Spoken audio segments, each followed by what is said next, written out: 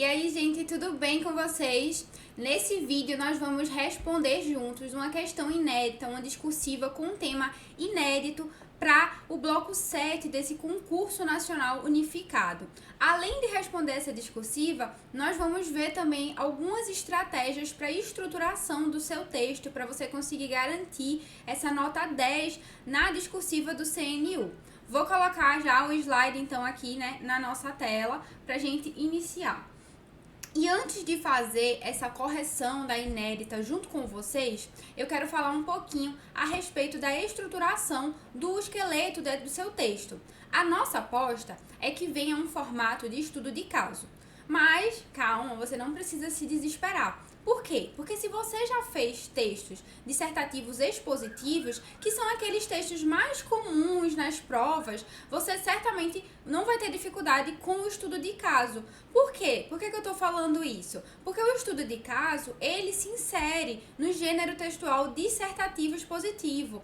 E o que é que muda, É que ele costuma ser uma questão discursiva padrão, só que um pouco mais extensa, ficando ali mais ou menos entre 30 a 60 linhas.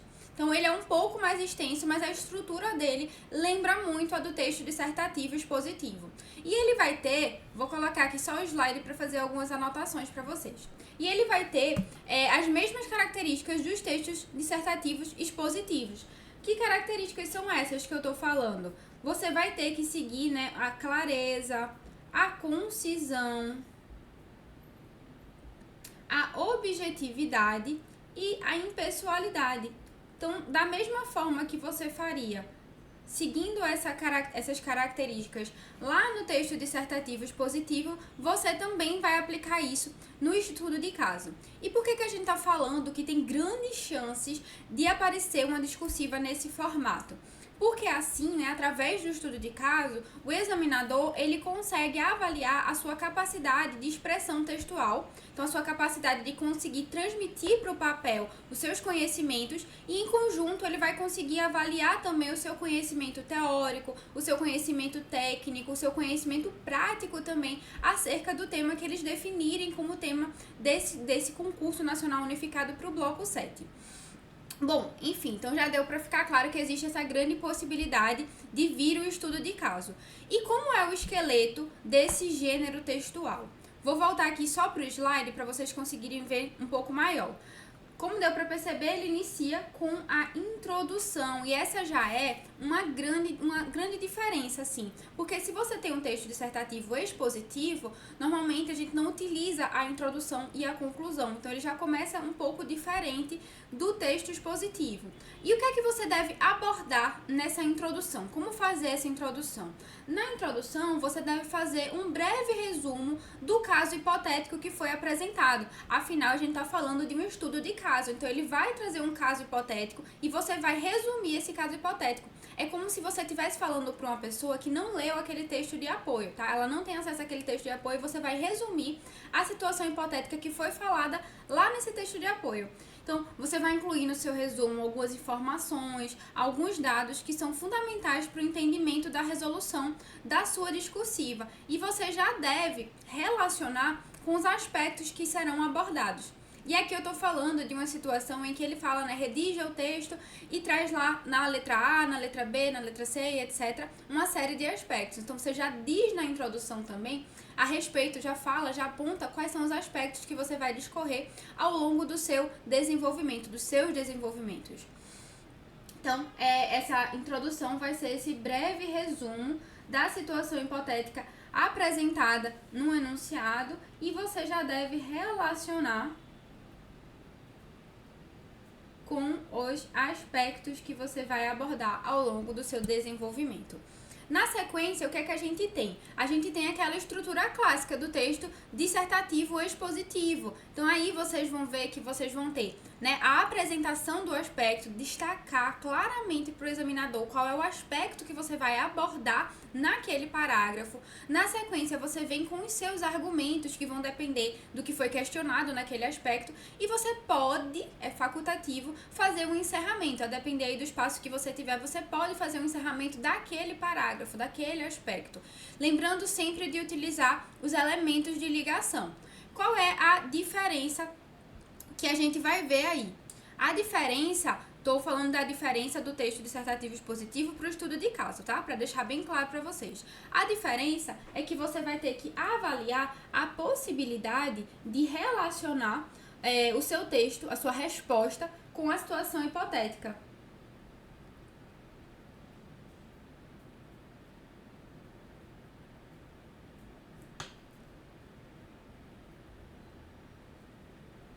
Então, se você conseguir fazer essa relação da sua resposta com essa situação hipotética, ótimo. Tente fazer essa correlação, afinal a gente está falando de um estudo de caso, a gente está falando de uma situação em que ele vai dar um exemplo, ele vai criar uma historinha ali para aquela situação. E esse formato do desenvolvimento vocês já conhecem, ele vai se repetir no segundo parágrafo, ou seja, respondendo ao primeiro, ao segundo, ao terceiro aspecto, a quantos aspectos forem solicitados. Então, ele pode solicitar de vocês, como a gente falou, né? O estudo de caso, ele é mais extenso, ele tende ali entre 30 a 60 linhas. Então, pode ser que ele solicite de você 5 aspectos, 4 aspectos. Então, essa quantidade de desenvolvimentos vai variar a depender de quantos aspectos você vai ter que responder no seu texto, certo? Isso também vai depender da quantidade de linhas que ele vai liberar para vocês utilizarem. E aí eu vou seguir, né? Como eu falei, desenvolvimento ele se repete aqui no segundo, no terceiro, no quarto parágrafo, na quantidade de parágrafos e de aspectos que forem abordados na discursiva de vocês no dia da prova.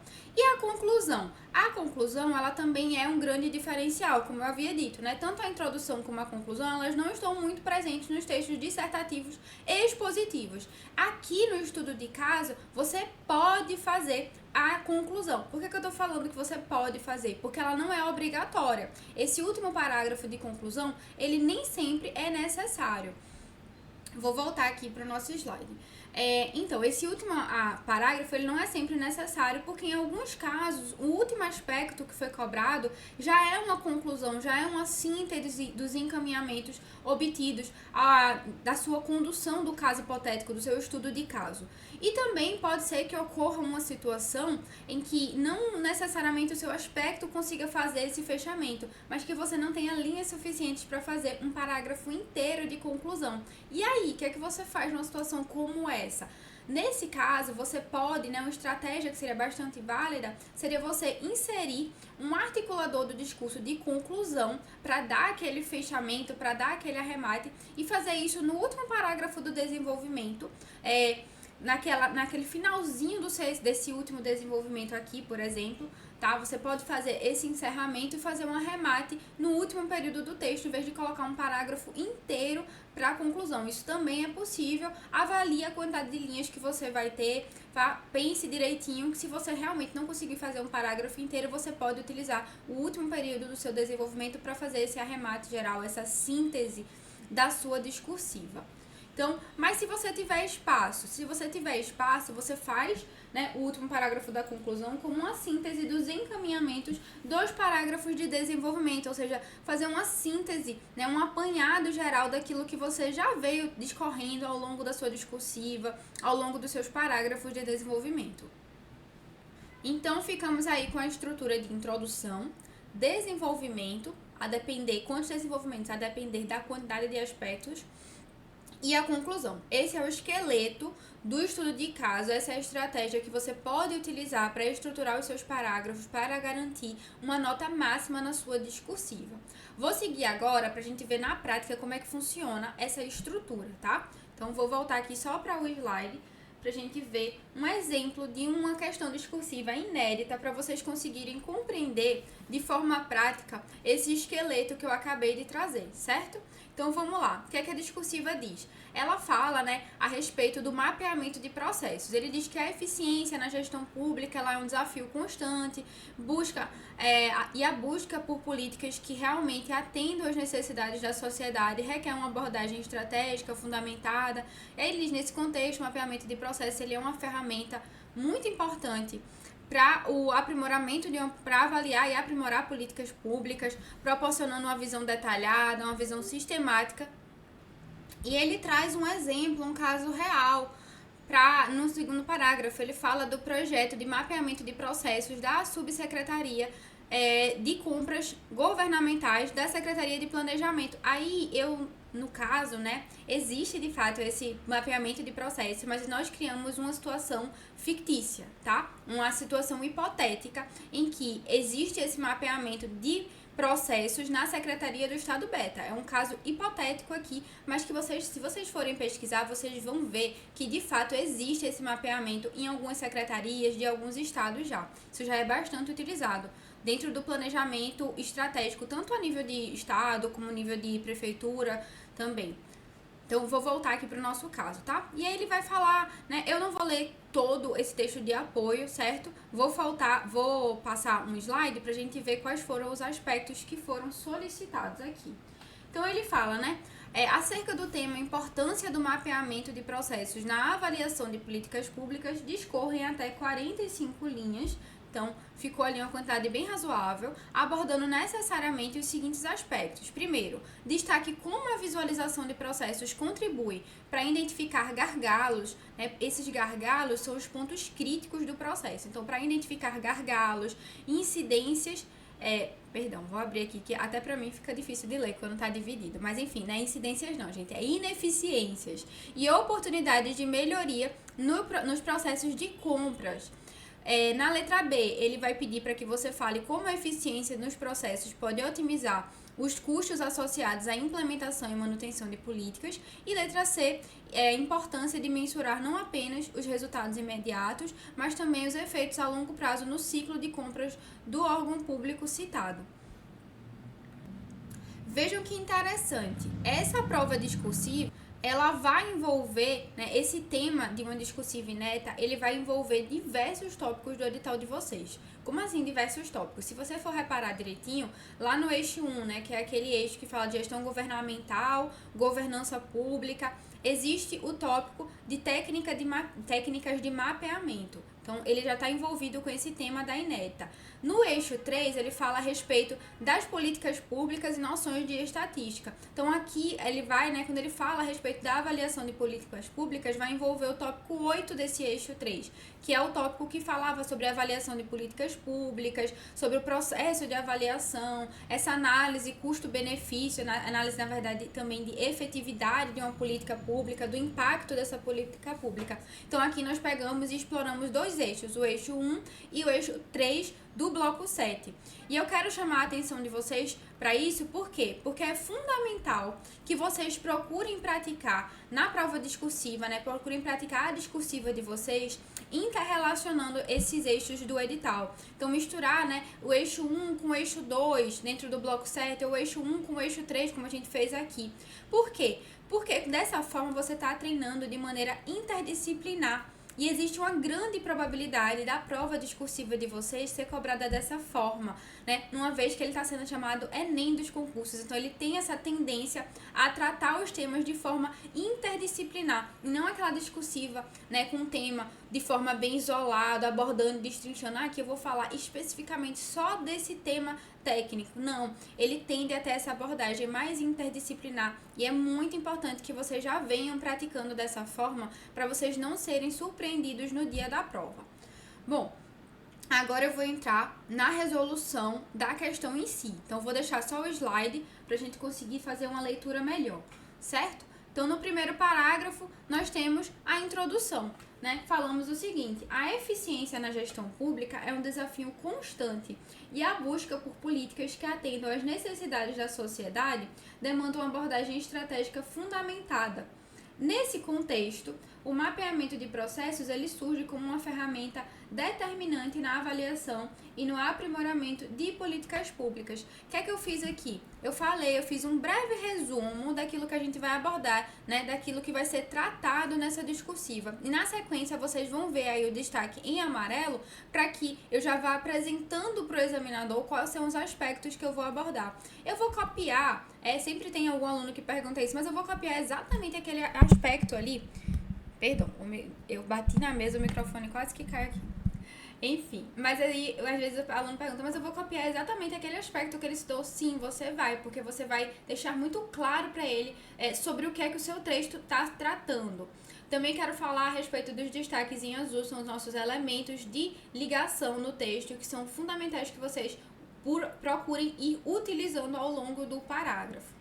Voltando aqui, então ele fala, né, eu falei aqui, então ele proporciona uma visualização de processos que contribui para a identificação de gargalos, ineficiências e oportunidades de melhoria. Aqui eu tenho o meu primeiro aspecto, bem como pode auxiliar na otimização dos custos associados à implementação e à manutenção de políticas públicas.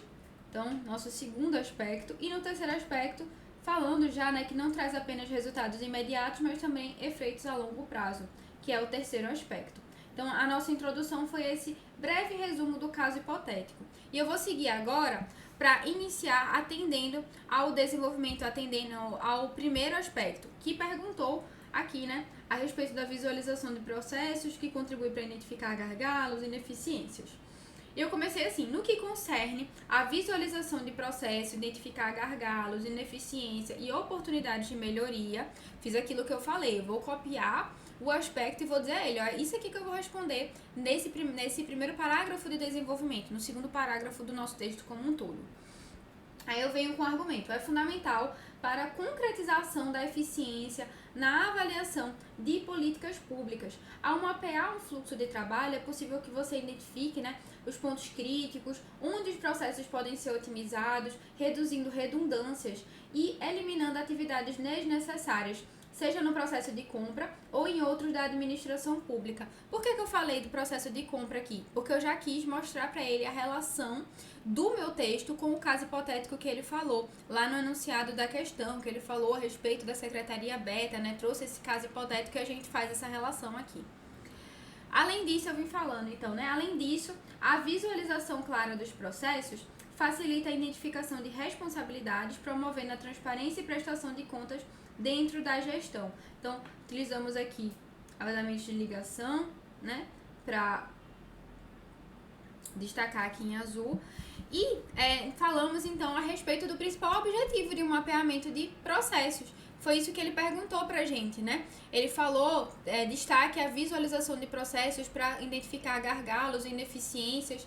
Foi exatamente o que nós falamos. O objetivo principal de um mapeamento de processos é facilitar a visualização dos desvios, dos erros nos fluxos de trabalho. Ele vai permitir a correção desses desvios. Ele vai permitir a melhoria contínua, que ele fala na melhoria dos processos de compras, não só dos processos de compras, mas também de todos os processos, né, que estão envolvidos dentro da administração pública. Então, a técnica de mapeamento de processos, ela melhora a gestão de resultados, ela faz com que o gestor ele consiga compreender melhor as atividades, os procedimentos, consiga gerir melhor as responsabilidades, porque ele vai entender não apenas as atividades, mas quem é responsável por cada uma delas, conseguir lidar com o processo melhor, né, com o processo de compras, que é o estudo de caso, mas de uma forma mais ampla, de uma forma geral, ele vai melhorar você consegue aplicar ele em diversos processos, melhorar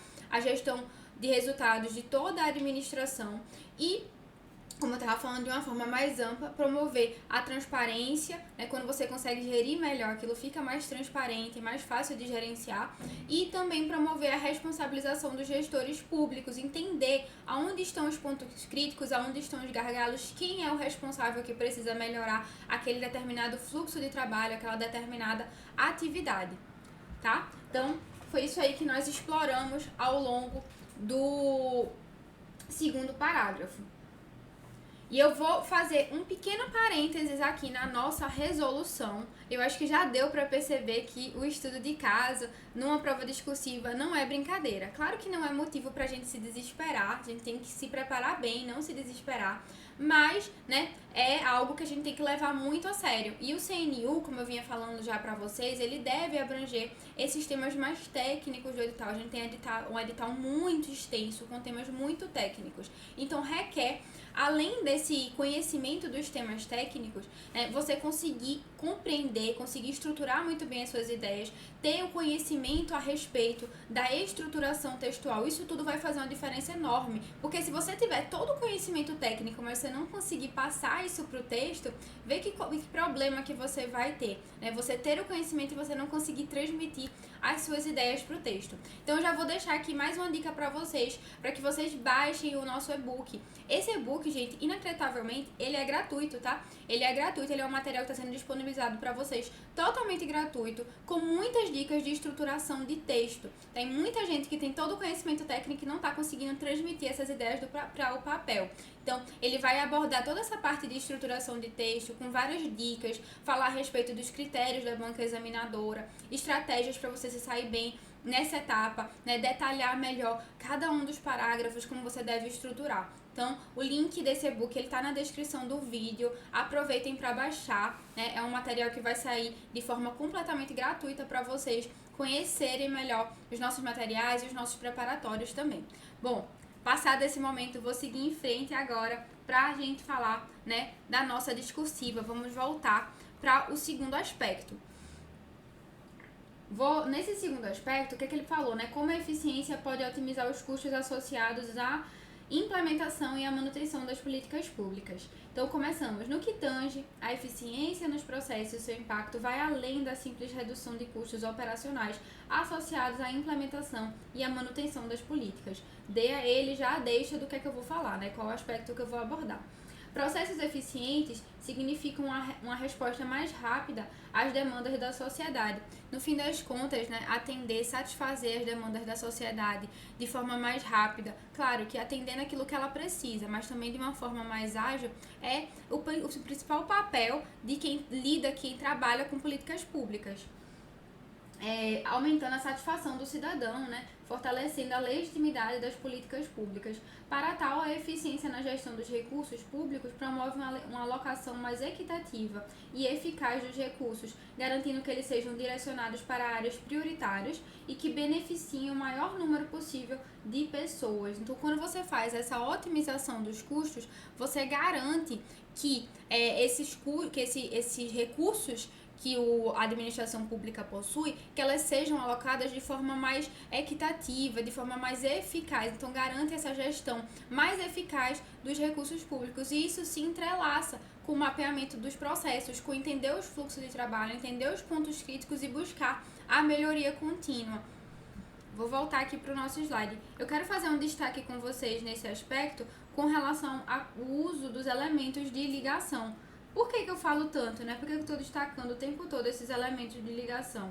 Porque uma das coisas que vocês têm que prestar muita atenção ao longo do texto de vocês é com relação à conexão entre as palavras, entre as frases, entre os parágrafos. Então, preste muita atenção na utilização desses elementos de ligação para que você consiga buscar a coesão do seu texto, para que ele tenha uma conexão entre as ideias, para que essas ideias não estejam sendo dispostas de qualquer maneira, sem uma conexão entre elas, sem uma ligação, para que a pessoa que for ler o seu texto consiga sentir essa harmonia ao longo do seu parágrafo, né, ao longo das suas frases, mas também ao longo dos seus parágrafos, tá?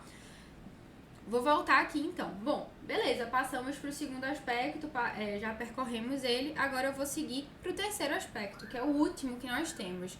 Esse terceiro aspecto, o que é que ele pediu? Ele falava da importância de mensurar não apenas os resultados imediatos, mas também os de longo prazo. E eu venho falando nesse sentido, a importância de mensurar não apenas os resultados imediatos, mas também os efeitos a longo prazo no ciclo de compras são decisivos para garantir a sustentabilidade, ou seja, que elas consigam se manter ao longo do tempo, e a eficácia das políticas públicas. O acompanhamento contínuo, por sua vez, permite avaliar o impacto das mudanças implementadas e ajustar estratégias conforme necessário. Então, entender se aquilo ali está realmente funcionando, se ele está realmente sendo efetivo para o cidadão ou se ele precisa de ajuste, se aquela política precisa de ajuste. Além disso, a mensuração dos resultados no longo prazo permite que as autoridades governamentais identifiquem tendências, antecipem desafios, promovam intervenções preventivas para garantir que as compras públicas atendam às necessidades da administração, sobretudo a dos cidadãos. Então, aqui, mais uma vez, houve espaço para você relacionar com o caso hipotético, faça essa relação, né? Afinal, a gente está tratando de um estudo de caso que tem esse caso hipotético, que tem essa situação fictícia que é criada, para que a gente consiga sempre fazer essa relação, porque é isso que a gente vai lidar no dia a dia. Ele quer ver se você consegue pensar no caso prático, em como você aplicar esse seu conhecimento teórico nos casos práticos que você vai lidar no seu dia a dia dentro da gestão pública. Então, ao fazer esse acompanhamento, é possível identificar tendência e se antecipar, tá? Bom, passamos então a respeito do terceiro aspecto, respondemos os 3 aspectos e aqui eu vou fazer mais uma pausa para que a gente fale, né? Falei sobre o e-book, que é um e-book gratuito, e agora eu quero falar mais especificamente dos nossos preparatórios para esse bloco, tá? Os nossos preparatórios, eles são específicos por bloco. E eles vão envolver o quê? As discussões a respeito dos critérios da SES Gran Rio, essa banca que logo de início foi uma surpresa para muitos ter sido escolhida como a banca do CNU. Mas aí eu pergunto para você, você agora já sabe quais são os critérios que a SES Gran Rio vai cobrar na sua discursiva? Se você não sabe, lá no nosso preparatório você vai ver todos esses critérios detalhadamente, algumas apostas de discursivas do CNU, então vários temas de discursivas inéditas para você praticar, né? Às vezes a gente fala, né? Procure praticar de forma interdisciplinar. Como é que você vai saber quais são os temas que você deve praticar? No nosso preparatório já tem várias inéditas prontas para você conseguir colocar isso em prática. Então, estratégia de estruturação dos parágrafos, o que é que o corretor vai buscar no seu texto, exemplos contextualizados com a disciplina do seu cargo, aplicação de palavras-chave, de articuladores do discurso para conseguir aumentar a sua nota. Como é que você deve utilizar? Eu falei das palavras-chave, falei desses elementos de ligação, como que você deve utilizar esses elementos de ligação, que elementos de ligação na realidade, né, também são esses.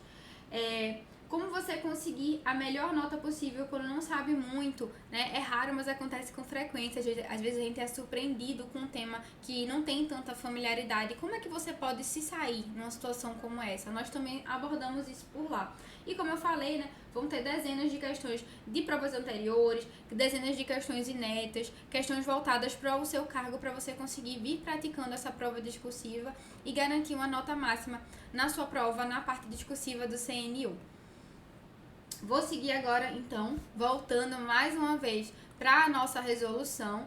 A gente vai falar agora sobre a conclusão. O que é que eu coloquei na conclusão? Em síntese, então, utilizamos um elemento de ligação aqui para demarcar a conclusão. O mapeamento de processos na avaliação de políticas públicas é uma ferramenta importante para identificar áreas de melhoria, otimizar recursos e avaliar o impacto a longo prazo das ações implementadas. Ao adotar uma abordagem estratégica e fundamentada, as organizações públicas podem melhorar a sua eficiência e eficácia na entrega dos serviços à sociedade, visando assim identificar gargalos, ineficiências e oportunidades de melhoria, eficiência nos processos, pode otimizar os custos associados à implementação e manutenção de políticas, além de resultados imediatos e de longo prazo. Fechamos o texto com a conclusão, que basicamente ela foi uma síntese de tudo que já foi abordado nos parágrafos anteriores de desenvolvimento. Ela é basicamente um arremate final, uma síntese geral daquilo que já foi falado ao longo do texto. É um fechamento de todas as ideias.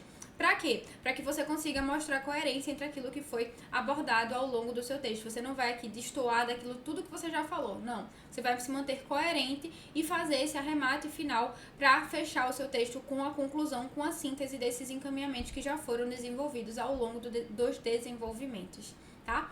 E a gente finaliza, encerramos por aqui essa resolução da discursiva inédita. Falamos das estratégias, né, para você conseguir estruturar o seu texto, para você conseguir estruturar o seu estudo de caso. Respondemos, né, para além de você ver, então, como é que funciona toda essa estrutura de uma forma teórica, partimos para a prática, né? Vocês viram como é que a gente pode colocar a estrutura do estudo de caso de forma prática, respondendo a essa discursiva inédita. E a gente encerra esse vídeo por aqui e nos encontramos numa próxima aula.